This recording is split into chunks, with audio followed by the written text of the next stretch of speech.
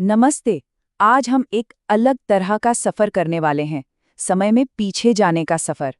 हम सिर्फ एक दिन चुनेंगे, 17 नवंबर 2025, और देखेंगे कि उस दिन का एक अखबार हमें दुनिया के बारे में क्या कुछ बताता है। तो चलिए देखते हैं कैसी थी दुनिया उस एक दिन। इन सुर्खियों के पीछे छिपे उन धागों को पकड़ने की कोशिश करते हैं जो हमें उस दिन की पूरी तस्वीर दिखा सकें। शुरुआत करते हैं एक ऐसी कहानी से जो सीमाओं को लांघ जाती है, एक ऐसी त्रासदी जिसने कई परिवारों को हमेशा के लिए बदल दिया। ये शब्द किसी के भी दिल को चीर सकते हैं। सोचिए, एक रिश्तेदार का ये कहना, मैंने उनसे कहा था कि सब एक साथ मत जाओ, कम से कम परिवार के कुछ लोग तो बच जाते। तो हुआ ये था कि सऊदी अरब में तेलंगाना से गए 45 भारतीय तीर्थयात्रियों की एक बस दुर्घटना में जान चली गई। मदीना से बस 40 किलोमीटर ही दूर थी जब एक तेल टैंकर से टकरा गई और टक्कर के बाद बस में भयानक आग लग गई। मरने वालों में 20 महिलाएं और 11 बच्चे थे। और जो बात सबसे ज्यादा दुख देती है वो ये है कि एक ही परिवार के 18 लोग इस हादसे में खत्म हो गए। पूरी बस में सिर्फ एक इंसान की जान बच पाई। एक तरफ जहां ये व्यक्तिगत त्रासदी हुई, वहीं ठीक सीमा के उस पार एक और कहानी चल रही थी। ये भी एक तरह के नुकसान की ही कहानी थी, पर इसका दायरा व्यक्तिगत नहीं बल्कि राजनीतिक था। यहाँ पर दो बिल्कुल अलग अलग बातें सामने आती हैं। एक तरफ बांग्लादेश का एक ट्रिब्यूनल था जिसने पूर्व प्रधानमंत्री शेख हसीना को मानवता के खिलाफ अपराध का दोषी पाया। ये मामला 2024 के छात्र विरोध प्रदर्शनों से जुड़ा था और सजा थी मौत की सजा। और दूसरी तरफ शेख हसीना का अपना पक्ष था। उनका कहना था कि जो भी किया गया वो अच्छी नीयत से किया गया और कोशिश यही थी कि जानमाल का नुकसान कम से कम हो। चलिए अब बात करते हैं एक ऐसे मुद्दे की जो शायद हम में से कई लोगों की रोजमर्रा की जिंदगी से जुड़ा है, वो हवा जिसमें हम सांस लेते हैं। ये नंबर देखिए, 351।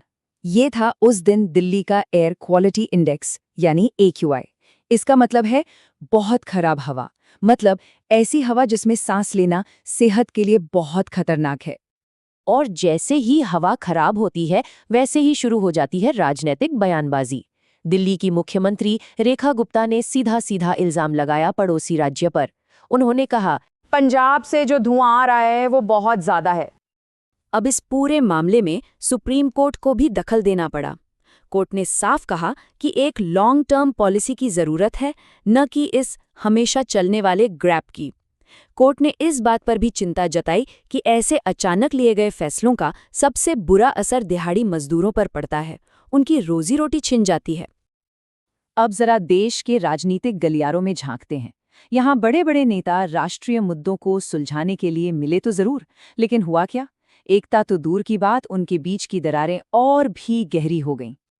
तो ये मीटिंग थी उत्तरी क्षेत्रीय परिषद की, और यहाँ पर वही पुराने मुद्दे फिर से गर्मा गए, जैसे हरियाणा और पंजाब के बीच सतलुज यमुना लिंक नहर के पानी का झगड़ा, फिर उनकी राजधानी चंडीगढ़ पर किसका हक है इसका विवाद, और उधर हिमाचल प्रदेश भाखड़ा ब्यास मैनेजमेंट बोर्ड से अपना बकाया पैसा मांग रहा था।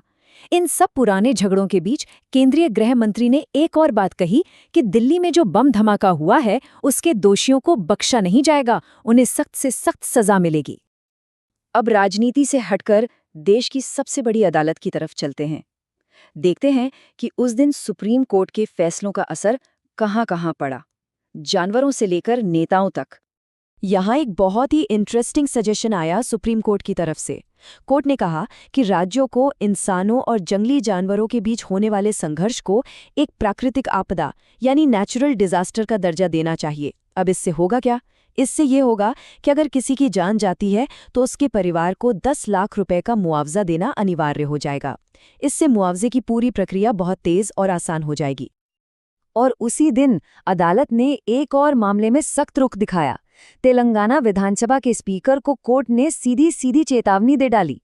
मामला था दल बदल करने वाले विधायकों पर कार्रवाई में देरी का। कोर्ट ने इसे घोर अवमानना कहा। ये दिखाता है कि अदालत राजनीतिक जवाबदेही के मामले में कोई ढील देने के मूड में नहीं थी।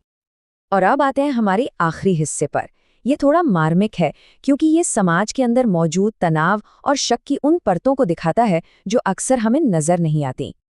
सिर्फ इन शब्दों को सुनिए, घर चली जाओ नहीं तो तुम हम सबको उड़ा दोगी। ये शब्द किसी और से नहीं बल्कि दिल्ली यूनिवर्सिटी में पढ़ने वाली एक कश्मीरी छात्रा से कहे गए थे। और ऐसा क्यों हुआ? क्योंकि कुछ ही दिन पहले दिल्ली में एक बम धमाका हुआ था। एक तरफ आज के समाज में पनप रहे इस शक की कहानी थी और उसी अखबार में एक और खबर थी जो हमें हमारे इतिहास के एक बहुत गहरे जख्म की याद दिला रही थी। रिपोर्ट में कहा गया था कि 1984 के सिख विरोधी दंगे समाज की सामूहिक चेतना को बहुत लंबे समय तक झकझोरते रहेंगे।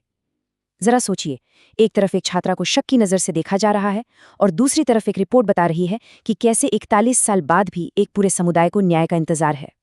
ये दोनों खबरें अतीत और आज के समाज की टूटन को एक साथ दिखाती हैं। तो एक अखबार, सिर्फ एक दिन, और ना जाने कितनी कहानियां, ये सब मिलकर हमें क्या बताती हैं?